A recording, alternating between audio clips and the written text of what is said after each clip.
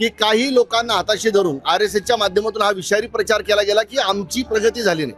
फुले शाहू आंबेडकर स्वीकारणं ही काळाची गरज आहे आणि ज्याने ज्याने फुले शाहू आंबेडकर स्वीकारलं त्याला कुठल्याही आरक्षणाचीही गरज पडत नाही, त्याचा ऑटोमॅटिक या ठिकाणी विकास होतो. त्यांचे ते आरोप करतात की महाराजांनी बौद्धांनी आमच्या जागा घेतल्या, हे सगळं चुकीचं आहे. त्यांनी शेणाचे हात सोडून पेनाला लावले असते तर आज त्यांची प्रगती झाली असती. देवेंद्र फडणवीस जाणून बुजून या समाजामध्ये हे भांडण लावण्याचं काम करत आहे. हे वैभव सार माझ्या भीमाचं हाय, हे वैभव सार माझ्या भीमाचं हाय. अरे दिलं तुला सार गाड्या गुमान काय, अरे दिलं तुला सार गाड्या गुमान काय. नमस्कार, सध्या आपण आहोत छत्रपती संभाजीनगरच्या क्रांती चौक या ठिकाणी.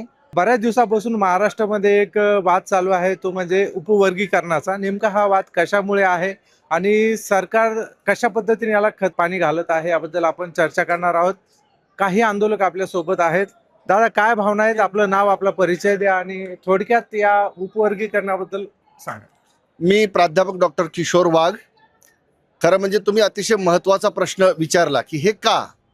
या SC मधल्या सगळ्या 58 जाती एकत्र आहेत, 59 जाती एकत्र आहेत, परंतु काही आमच्या मातंग बांधवांना हाताशी धरून त्यातल्या त्यात मातंगांमधील RSSच्या दावणीला गेलेल्या काही लोकांना हाताशी धरून या ठिकाणी ही मागणी पुढे रेटण्याचं काम इथल्या फडणवीस सरकारने केलंय. आणि तुम्हाला खरं सांगतो, मी प्राध्यापक आहे. मी प्राध्यापक असून या आंदोलनात येण्याचं कारण असं आहे की आम्ही त्याचे बेनिफिशियरी आहोत.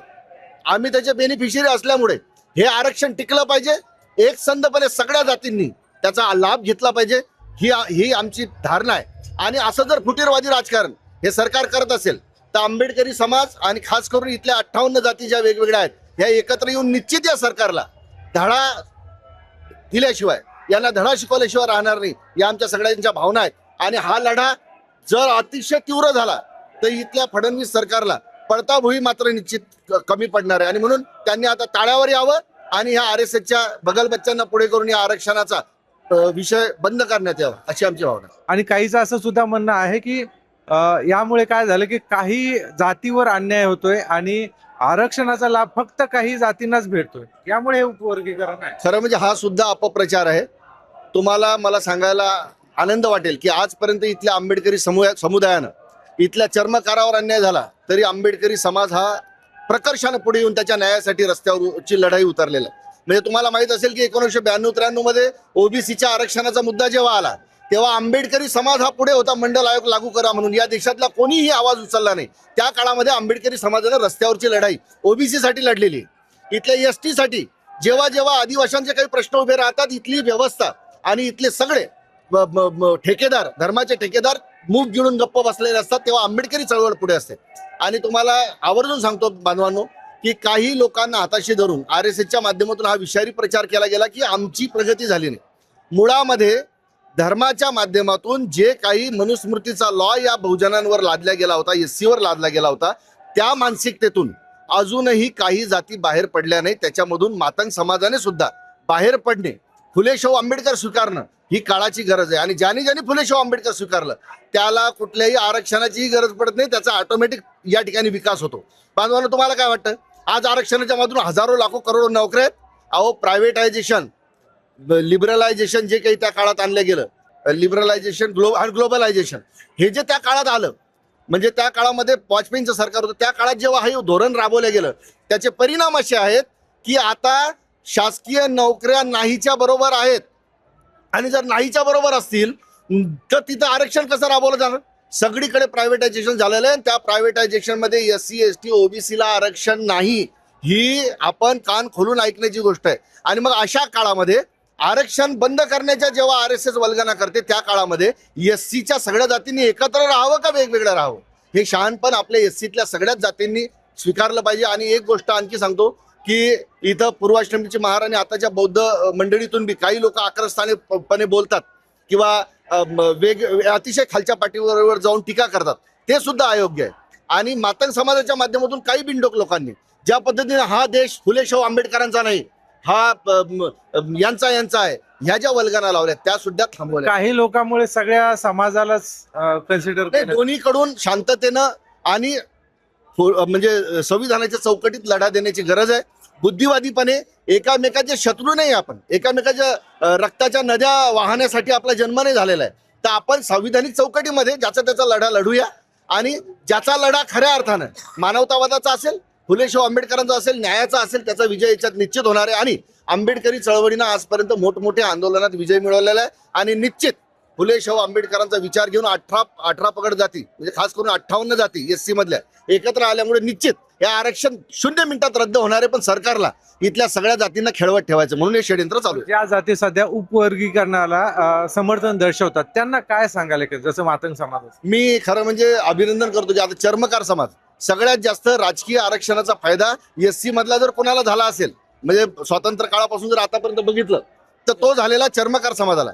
पण तरी चर्मकार समाजाची ही भूमिका आली की आम्ही SCच्या उपवर्गीकरण होऊ देणार नाही, कारण त्यांना हे कळालेलं आहे की छोट्या छोट्या जाती जर बाजूला सरकल्या आणि आंबेडकरी समाज जर त्याच्या मागे उभा नाही राहिला तर पुढे त्याच्यावर अन्याय अत्याचार होऊन त्याचं आरक्षणच नाही तर त्याचं जीवन सुद्धा धोक्यात येणार आहे. म्हणून सगळ्या बुरुड असेल, छोट्या मोठ्या जाती असतील SC मधल्या, त्या सगळ्यांना माझं आवाहन आहे की आपण घेतलेली भूमिका योग्य आहे. आपण सगळे भाऊ एकत्र मिळून पुढे जाऊ.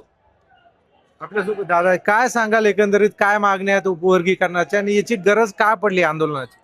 खरं म्हणलं तर आम्ही एक या ठिकाणी डॉक्टर बाबासाहेब आंबेडकर यांच्या विचारावर चालून कलावंत आहोत. आदरणीय प्राध्यापक डॉक्टर किशोर वाघ सरांनी जे सविस्तर सांगितलं त्याबद्दल आमचं काही दुमत नाही, कारण त्यांनी जे सांगितलं सुटेबल आणि व्यवस्थित सांगितलेलं आहे. आम्ही एक कलावंत आणि एक आंबेडकरवादी, फक्त डॉक्टर बाबासाहेब आंबेडकरांना मानणारा वर्ग कलावंत म्हणून या ठिकाणी आम्ही आलेलो आहोत. या ठिकाणी मी थोडंसं गाणं सादर करतो. तुमच्याकडून अपेक्षा आहे? कारण हे गाणं असं आहे की खातात बाबासाहेबांचं आणि गातात लोकांचं. आमच्या भाषेत सांगायचं कलाकारांच्या खातात बापाचं आणि गातात दुसऱ्याचं, म्हणून एक गाणं आहे. हे वैभव सार माझ्या भीमाचं हाय, हे वैभव सार माझ्या भीमाचं हाय, अरे दिलं तुला सार गाड्या गुमान खाय, अरे दिलं तुला सार गाड्या गुमान खाय. हे वैभव सार माझ्या भीमाचं हाय, वैभव सार माझ्या भीमाचं हाय, अरे दिलं तुला सार गाड्या गुमान खाय, दिलं तुला सार गाड्या गुमान खाय. जय भीम. धन्यवाद. हे सरकार जातीवादी सरकार आहे. मराठा आणि OBC मध्ये यांनी अशाच प्रकारचे भांडण लावून दिलेले आहेत. तशाच प्रकारे आता SC मध्ये खरं म्हटलं तर SC हा प्रवर्ग होमोजेनियस आहे, हा एकच आहे. परंतु याला उपवर्गीकरण करून सरकारला सरकारची पोळी भाजून घ्यायची आहे, त्यासाठी हे उपवर्गीकरण आहे. आता RSS मातंग समाजाचे लोक त्यांना समजत नाही. बाबासाहेबांनी सांगितलं होतं तुम्ही शिक्षण घ्या. शिक्षण काय फक्त आंबेडकरी समाज बौद्ध समाजासाठी नाही सांगितलं, त्यांनी उपदेश दिला, हा सगळ्यांसाठी दिलेला आहे. परंतु मातंग समाज हा त्यांच्या रूढी परंपरा याला चिकटलेला आहे, तो त्याच्यामधून बाहेर येत नाही आणि म्हणून त्यांची प्रगती झालेली नाही. ते आरोप करतात की महारांनी बौद्धांनी आमच्या जागा घेतल्या, हे सगळं चुकीचं आहे. हा त्यांचा चुकीचा प्रचार आहे. त्यांनी जर शिक्षण जर घेतलेलं असतं, त्यांनी शेणाचे हात सोडून पेनाला लावले असते तर आज त्यांची प्रगती झाली असती. आणि का मातंग समाज का गुरफटला याच्या पाठीमागे का? गुरफटला हा आतापर्यंत रूढी परंपरा, जुन्या ज्या परंपरा त्यामध्येच गुरफटलेला आहे. आणि RSSच्या लोकांनी मातंग समाजामधील काही दलालांना हाताशी धरून हे विष पेरवण्याचं काम सुरू केलेलं आहे. हे खरं म्हटलं तर सरकारने थांबवलं पाहिजे आणि मातंग समाजाने सुद्धा समज घेतला पाहिजे की आपलं भलं हे फक्त आंबेडकरी समाजच करू शकते. आतापर्यंत त्यांच्यावर जेव्हा जेव्हा अन्याय अत्याचार झाले त्यावेळेला आंबेडकरी समाज हा रस्त्यावर आला, त्यांना न्याय मिळवून गेलेला आहे आणि हे त्यांचं कवच कुंडल आहे. हे मातंग समाजाने समजून घेतलं पाहिजे. आणि शासनाला माझा इशारा आहे की शासनाने हे भांडणं लावण्याचे कामं आता सोडून दिले पाहिजे.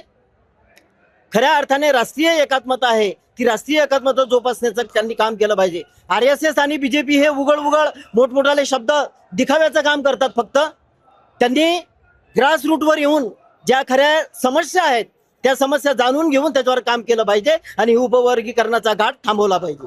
सरकारचं असं म्हणणं आहे की उपवर्गीकरणामुळे काय होईल की कुठल्याच जातीवर अन्याय होणार नाही, असं सरकारचं म्हणणं आहे. म्हणून हे उपवर्गीकरण नाही, चुकीचं आहे. शासनाला गरजच काय? माननीय सर्वोच्च न्यायालयाने आदेश दिला, हे महाराष्ट्र शासनाला सुद्धा त्याचा अधिकार नाही, पोहोचतच नाही. हा अधिकार संसदेला पोहोचवतो. परंतु देवेंद्र फडणवीस जाणून बुजून या समाजामध्ये हे भांडण लावण्याचं काम करत आहे.